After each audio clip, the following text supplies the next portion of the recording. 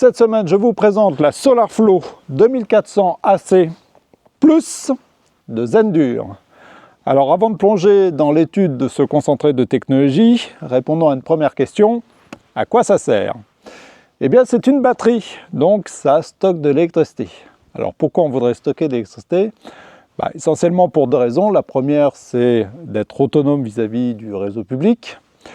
Alors on verra que bien qu'elle ait des capacités hors réseau intéressantes, ce n'est pas forcément la première destination de cette SolarFlow.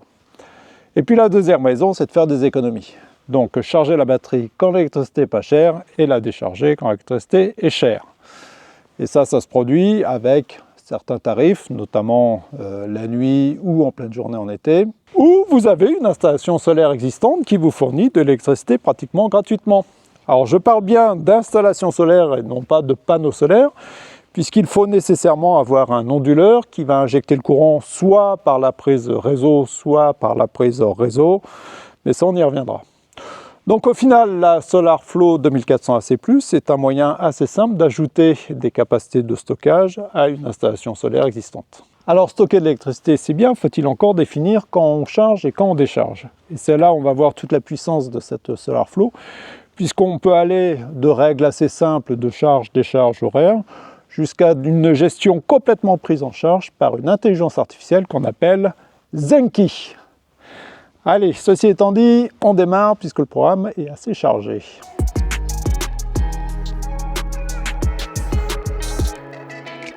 Allez, je vous propose de découvrir ce qu'on a dans ce carton. Un carton d'accessoires avec une clé pour les câbles MC4, les supports de fixation et le câble qui permet de raccorder la SolarFlow à l'installation de la maison. Et un manuel à télécharger. La SolarFlow elle-même. Alors ce qui saute immédiatement aux yeux sur cette SolarFlow 2400 AC+, c'est que contrairement à ses prédécesseurs, elle intègre l'électronique et la batterie dans un seul boîtier, ce qui permet à mon sens d'avoir une esthétique un peu plus aboutie. Bien sûr, on peut toujours ajouter des batteries additionnelles, comme en témoigne ce connecteur situé sous le boîtier. Sur cette façade désormais assez épurée, on a un bandeau LED avec un indicateur de fonctionnement, un indicateur de charge et un indicateur de connectivité. Et puis évidemment un bouton marche arrêt. Sur le côté droit, les caractéristiques techniques de la SolarFlow. Une première prise qui est la prise on-grid, donc qui est celle sur laquelle on va connecter le câble fourni avec l'appareil pour le raccorder à l'installation de la maison. La deuxième prise, c'est la prise off-grid, donc qui sert évidemment hors réseau, mais on verra que ce n'est pas uniquement hors réseau. Et puis en dessous, une soupape de décharge que le manuel recommande de ne pas toucher. Sur le côté gauche, une nouveauté de cette SolarFlow 2400 AC+, qui est la possibilité de la gérer en filaire avec une connectique RJ45. C'est pas pour autant qu'on perd la connectivité Wi-Fi, donc avec cette antenne intégrée. Et au passage, on peut voir le système de refroidissement de l'appareil.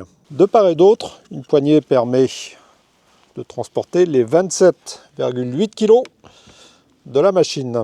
Et enfin, les trous qui permettent de fixer la SolarFlow au mur avec les supports fournis.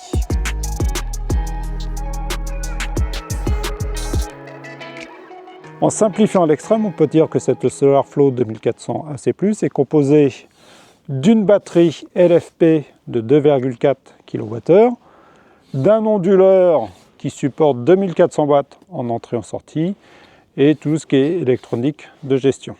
Sur le côté, on a une prise réseau qui est bidirectionnelle, ça veut dire qu'elle peut aussi bien envoyer que recevoir du courant, et une prise hors réseau qui est également bidirectionnelle.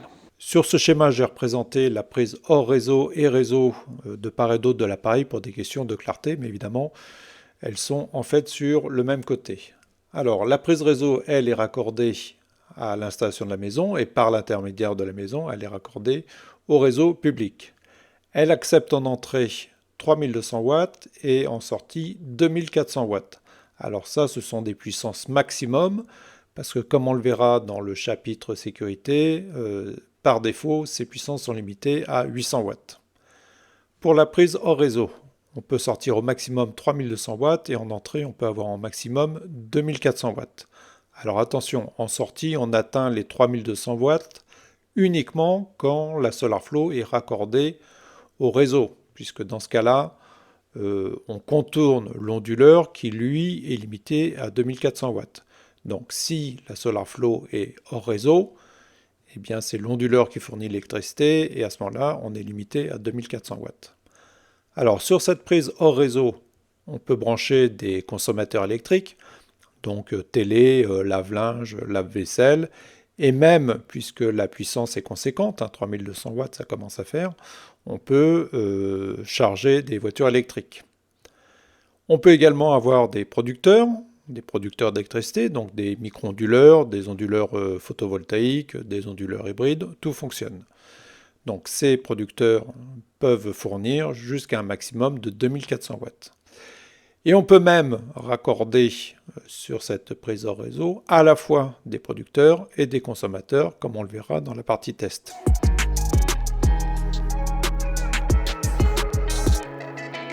Pour ce qui est de l'installation, cette SolarFlow 2400 AC+, est IP65, elle fonctionne de -20 à +55 degrés, donc vous pouvez en théorie l'installer dehors.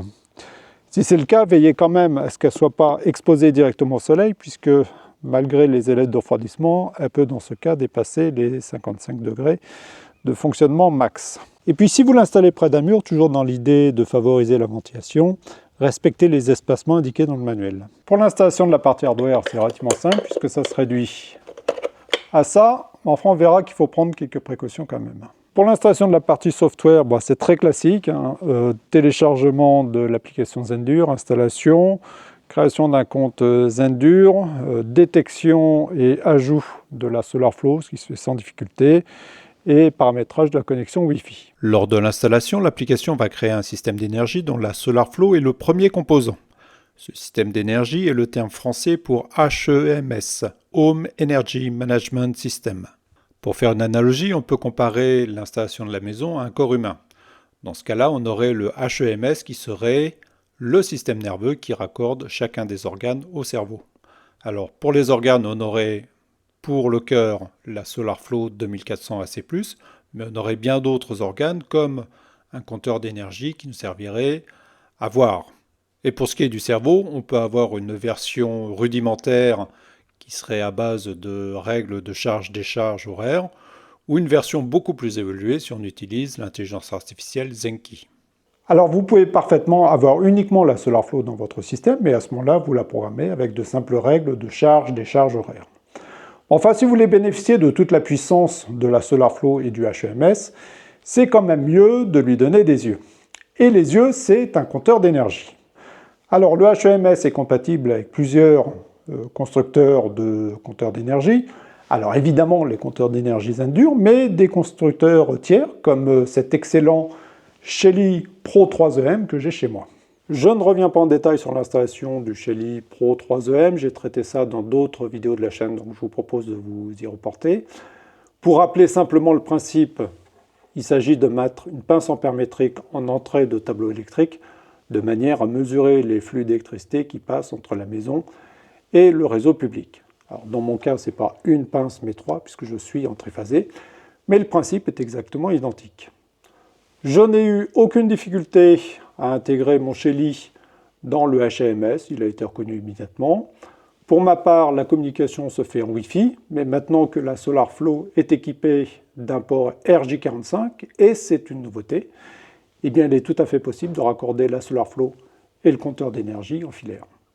Une alternative au compteur d'énergie, c'est la prise connectée ou Smart Plug. Alors celle-ci n'est pas compatible avec le HEMS, mais bien sûr, il existe des Smart Plug Zendur qui marchent tout à fait bien. Dans ce cas-là, les stratégies ne se fondent pas sur la consommation totale de la maison, mais la consommation d'un appareil en particulier.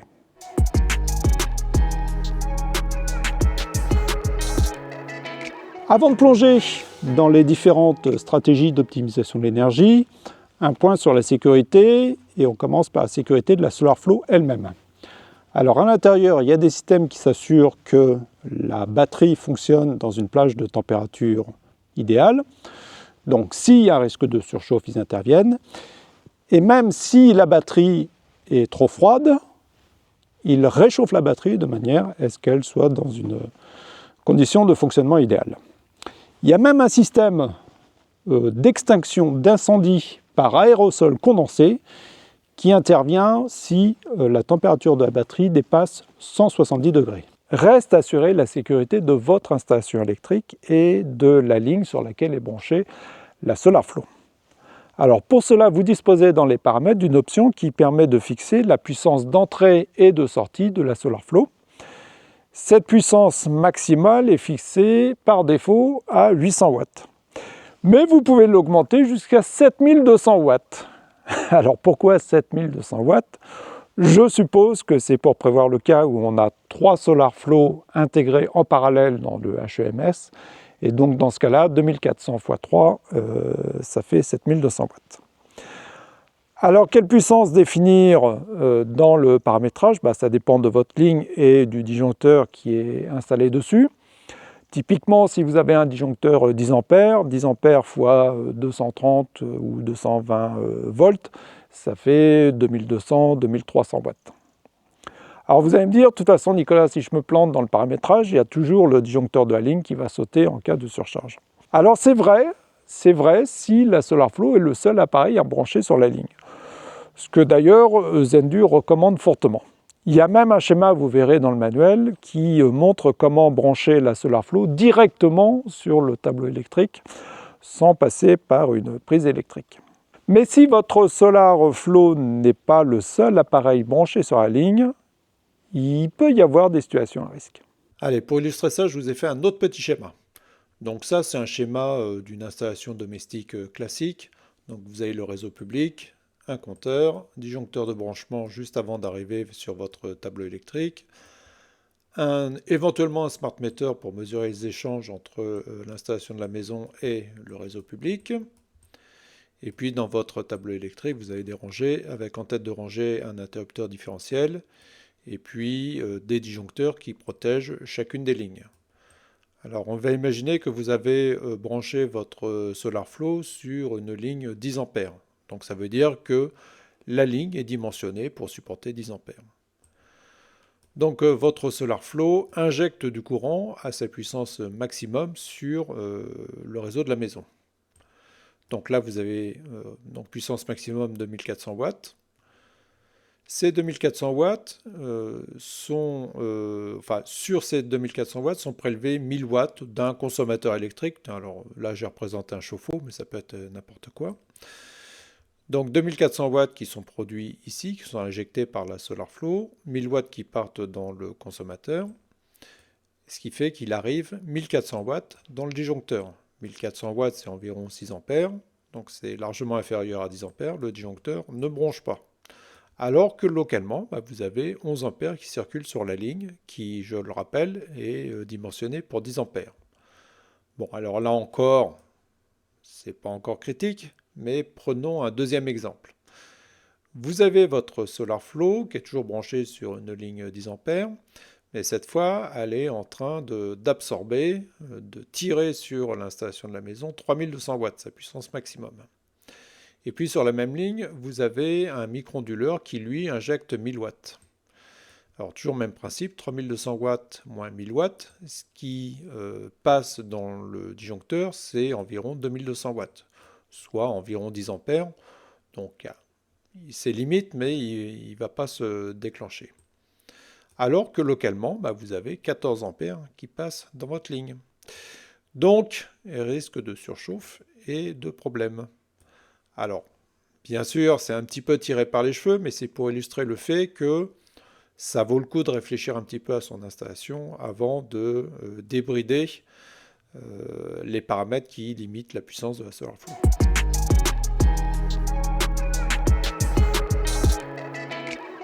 Bon, maintenant qu'on s'est assuré que la maison n'allait pas partir en fumée, on peut s'intéresser au paramétrage des différentes stratégies d'optimisation de l'énergie.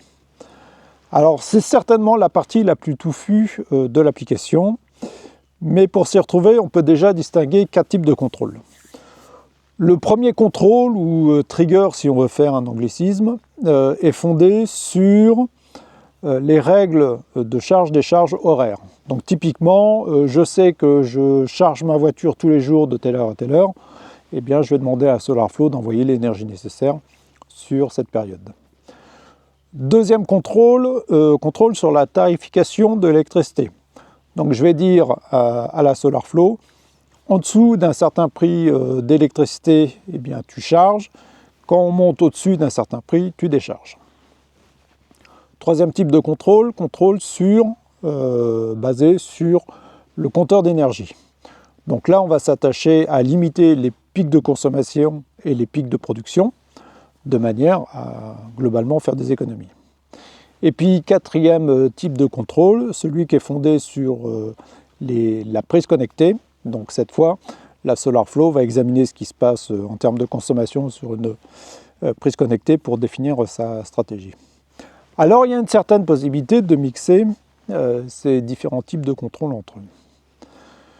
Alors, si vous voulez un contrôle total de la SolarFlow, il va falloir choisir le mode expert dans lequel vous allez pouvoir définir très précisément ces différentes règles et comment elles sont appliquées. Pour le commun des mortels, je dirais que le mode auto est largement suffisant, puisque le mode auto, lui, va commencer par regarder s'il trouve un compteur d'énergie dans le HEMS. Si c'est le cas, il va appliquer une stratégie qui est fondée sur ce compteur d'énergie. S'il ne trouve pas de compteur d'énergie, il va regarder s'il y a une prise connectée. S'il ne trouve pas de prise connectée, il va simplement appliquer les règles de charge-décharge horaire. Et puis pour les plus audacieux, eh bien, il y a Zenki. Alors Zenki, c'est l'IA développée par Zendur pour optimiser la gestion de l'électricité dans le système HEMS. Alors pour cela, il se fonde sur plusieurs paramètres. Le premier, c'est l'analyse de vos habitudes de consommation. Le deuxième, c'est les prévisions météo pour prévoir la production d'électricité solaire. Et puis la dernière, c'est la tarification de votre fournisseur d'électricité. Avec ces éléments, il va pouvoir mettre en place des stratégies du genre « Ok, j'ai observé que tous les jours, il fallait charger la voiture de telle heure à telle heure. La nuit précédente, les prévisions météo indiquent qu'il va faire gris le lendemain. Donc je vais plutôt charger la batterie avec la nuit, parce que j'ai observé que la tarification était intéressante la nuit. Comme ça, le lendemain, je suis prêt pour charger la voiture. Au contraire, si je vois que la météo annonce du beau temps, je vais plutôt pendant la nuit laisser la batterie se décharger pour alimenter les appareils de la maison. Comme ça, dès le matin, la batterie est vide et disponible pour se recharger avec de l'énergie solaire gratuite. Et comme ça, je suis prêt pour charger la voiture. Alors pour que ça fonctionne, il faut paramétrer dans l'application votre localisation pour avoir les prévisions météo et votre fournisseur d'électricité avec la tarification associée. Zendur annonce qu'ils ont référencé plus de 840 fournisseurs d'électricité en Europe. Et de fait, j'ai trouvé mon fournisseur d'électricité, EDF. Bon, là, je n'étais pas très surpris.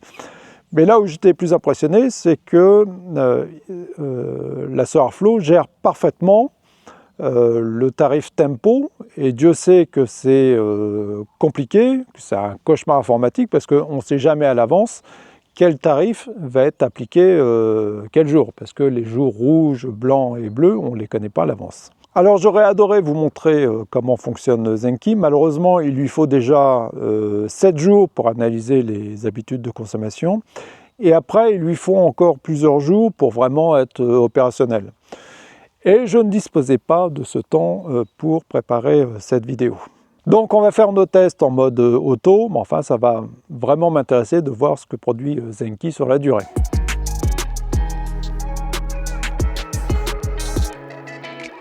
Allez, profitons d'un rare moment de soleil dans cette semaine pluvieuse pour voir comment la SolarFlow réagit lorsqu'on injecte notre production solaire sur l'installation de la maison. Alors on part d'une situation où il n'y a aucune injection d'électricité solaire sur l'installation de la maison. Tout ce qu'on a pour l'instant sur la maison, c'est quelques consommateurs, donc des frigos, des PC, etc. Et tout ça, ça représente de l'ordre de 350 à 400 watts. C'est ce qu'on appelle le talon de consommation. Alors, qu'est-ce que fait la SolarFlow? Eh bien, tout simplement, elle compense cette consommation de la maison en déchargeant la batterie, de manière à arriver à une consommation sur le réseau public qui est pratiquement nulle. Alors ça, c'est au niveau HEMS, du système global. On peut aller voir au niveau de la SolarFlow elle-même les flux d'énergie. Et on voit qu'effectivement, il y a une consommation de l'ordre de 380 watts sur la maison, qui est exactement compensée par le déchargement de la batterie. Alors ce que je vais faire maintenant, c'est demander à mon installation solaire d'envoyer 1000 watts sur la maison. Et on va voir comment réagit la SolarFlow. Alors ce qu'on voit, c'est que la SolarFlow a bien pris en compte le changement. Il est passé de déchargement de la batterie à chargement de la batterie. Là, on est à 552 watts, de manière à toujours conserver des échanges avec le réseau public qui sont pratiquement nuls. Alors on peut aller voir au niveau de la SolarFlow ce qui se passe sur les flux d'énergie. Alors là, on n'a plus de consommation sur la maison. Et on a ce que la SolarFlow perçoit comme une arrivée de courant du réseau public, parce qu'évidemment, elle n'a aucun moyen de savoir que c'est de l'énergie solaire qui arrive. Donc pour elle, c'est le réseau électrique qui fournit ça. Et elle compense exactement ce qui arrive du réseau électrique, 645 watts, par un chargement de la batterie de 645 watts. Là, j'ai encore coupé l'injection des panneaux solaires sur l'installation de la maison. Et on revient à la situation initiale où la SolarFlow décharge la batterie pour compenser la consommation de la maison.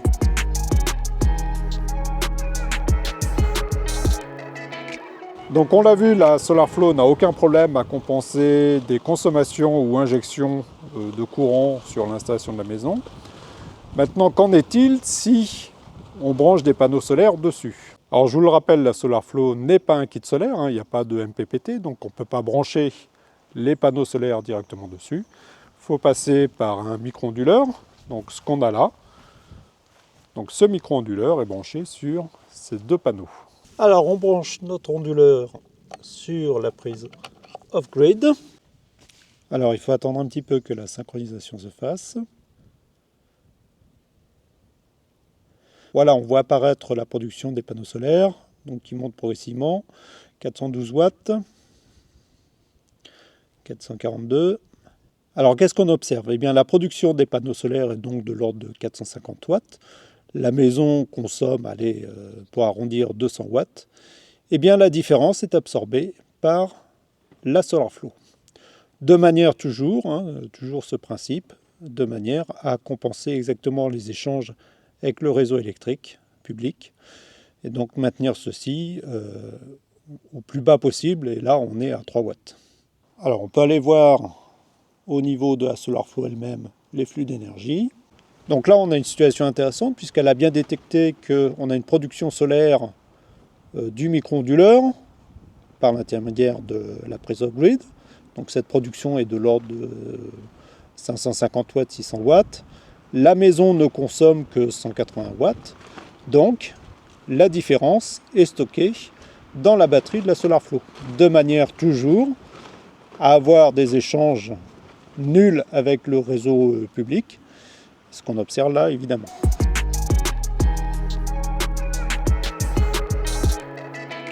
Alors pour poursuivre les essais, je vais connecter une multiprise à la prise off-grid. Alors vous voyez que ce n'est pas une multiprise classique, c'est une multiprise renforcée qui est certifiée pour supporter 16 ampères. Allez, je branche ma multiprise et je rebranche mon onduleur. Évidemment, il faut attendre un petit peu que la synchronisation se refasse. Voilà. Synchronisation effectuée. La puissance sur les panneaux solaires, donc micro-onduleur, augmente. Et on va retrouver nos 500 watts si j'enlève mon ombre des panneaux solaires. Ce que je vous propose maintenant, c'est de brancher ce pistolet thermique qui fait maximum 2000 watts sur notre multiprise, elle-même raccordée à la prise off-grid de la SolarFlow. Alors observons ce qui se passe lorsqu'on allume notre pistolet thermique. Donc là, on a une production solaire de l'ordre de 500 watts. On l'allume.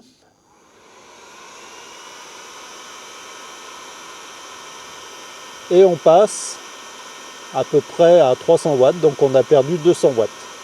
Alors qu'est-ce qui se passe? Eh bien, c'est pas que le soleil s'est subitement caché, c'est simplement que l'électricité prenant toujours le chemin le plus court, l'électricité qui arrive là des panneaux solaires, au lieu de rentrer dans la Solar Flow, passe directement dans mon pistolet thermique.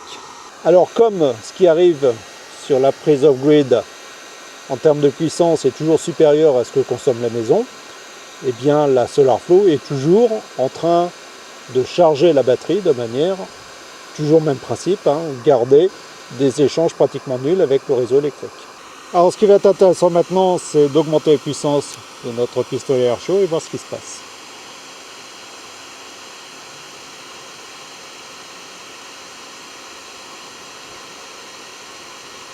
Donc on voit que l'injection de courant sur la prise off-grid se réduit jusqu'à devenir nulle. Et notre batterie qui était en charge, maintenant passe en décharge, toujours pour compenser les échanges avec le réseau électrique. Toujours pareil, on peut aller voir au niveau des flux de la Solar Flow. Alors ce qui est intéressant à ce niveau, c'est qu'on voit bien la consommation de la prise off-grid, de l'ordre de 300 watts en ce moment, avec la petite animation qui montre bien que c'est une consommation et non pas une injection. Alors on peut regretter de ne pas avoir la valeur de consommation sur la prise off-grid dans cet écran. Mais bon, comme c'est indiqué panneau solaire, c'est vrai que ça ferait un petit peu bizarre d'avoir des productions négatives au niveau du panneau solaire. Alors ce qu'il faut bien réaliser, c'est que si là on a une consommation de l'ordre de 300 watts, avec une production solaire de l'ordre de 500 watts, ça veut dire que notre pistolet thermique consomme en gros 800 watts.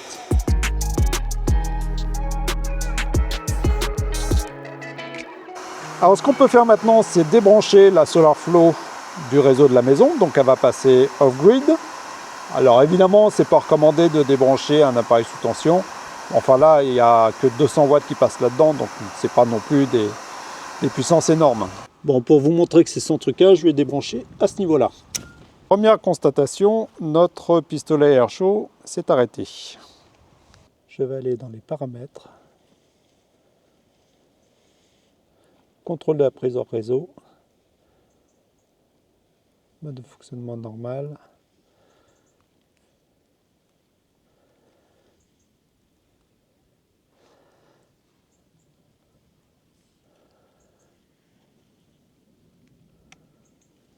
Ah, c'est reparti.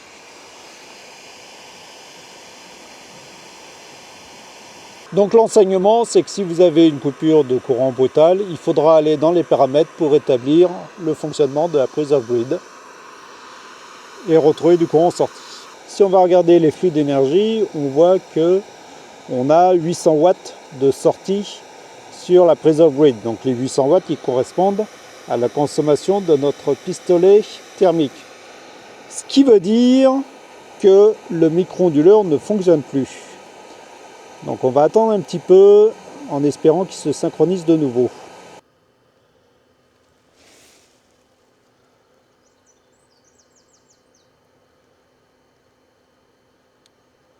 Voilà, il est de nouveau synchronisé. Voilà, on a une très grosse réduction de notre consommation sur la prise off-grid, ce qui veut dire que notre micro-onduleur est de nouveau fonctionnel. Ce qu'on peut essayer de faire, c'est monter la puissance du pistolet thermique. Ouais, donc on voit une nette augmentation de la puissance prélevée sur la batterie, puisqu'on est passé à pas loin, voilà, 600 watts. Donc je rappelle que la batterie peut sortir 2400 watts maximum. Là on monte à 1700 watts de prélèvement sur la batterie. Aucun problème.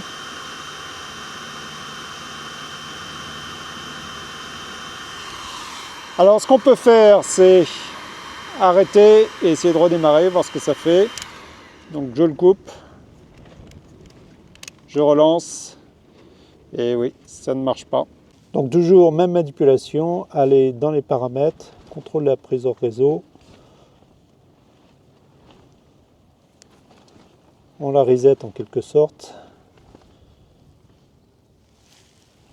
On attend le clac du relais, voilà, et c'est reparti.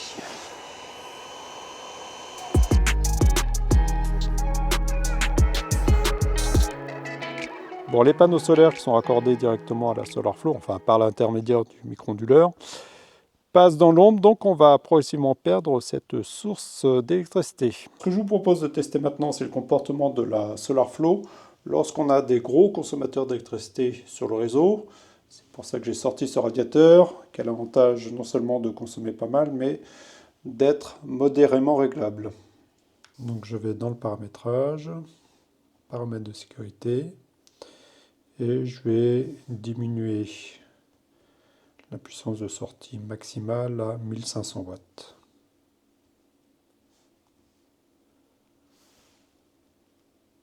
Alors allumons notre radiateur pour voir ce qui se passe.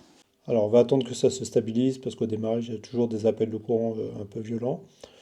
Donc là la situation c'est que on a 200 watts qui arrivent des panneaux solaires et on a 400 watts de consommation sur la maison, ce qui fait que la SolarFlow est obligée d'envoyer en gros 200 watts pour compenser.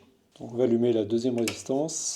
Donc voilà, on a une situation à peu près stabilisée où on a 200 watts qui arrivent des panneaux solaires, 1500 watts de consommation sur la maison.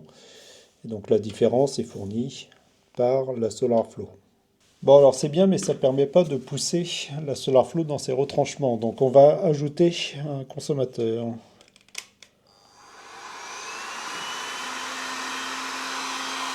Alors ce qu'on observe, c'est que comme j'ai limité la sortie de la SolarFlow, elle n'arrive plus à compenser totalement la consommation sur la maison et donc on est obligé de prendre de l'électricité sur le réseau. Alors ce qui est intéressant de noter, c'est que j'ai mis une limite à 1500 et là, il bloque à 1300 de sortie. Et je pense que les 200 de différence, c'est dû aux panneaux solaires. Bon là, nos panneaux solaires ne produisent plus et on arrive bien aux 2000 watts qu'on a paramétré maximum en sortie. Et comme la maison consomme 1100 watts en gros, eh bien le complément est pris sur le réseau électrique.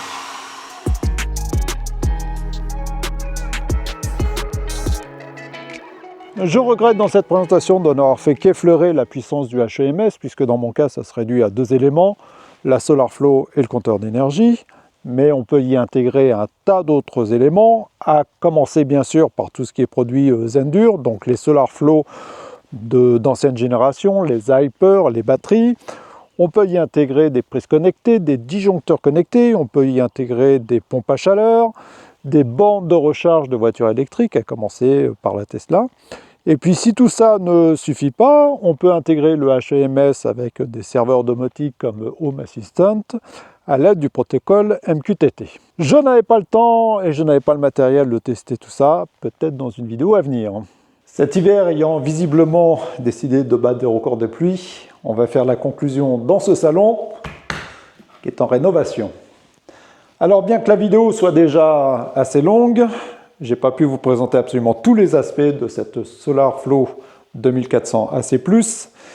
Néanmoins, je pense vous avoir démontré qu'au-delà d'une simple batterie, c'est en fait un système composé d'un cerveau et d'un système nerveux que l'on peut venir greffer sur l'installation de sa maison.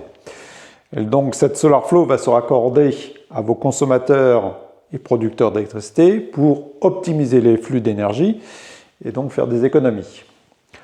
Alors on l'a vu, elle a des capacités hors réseau également. À mon sens, ça doit rester un usage exceptionnel en cas de coupure de courant. Ce n'est pas un appareil qui est destiné à être le cœur d'un système autonome. D'ailleurs, Zendur ne le présente absolument pas comme ça.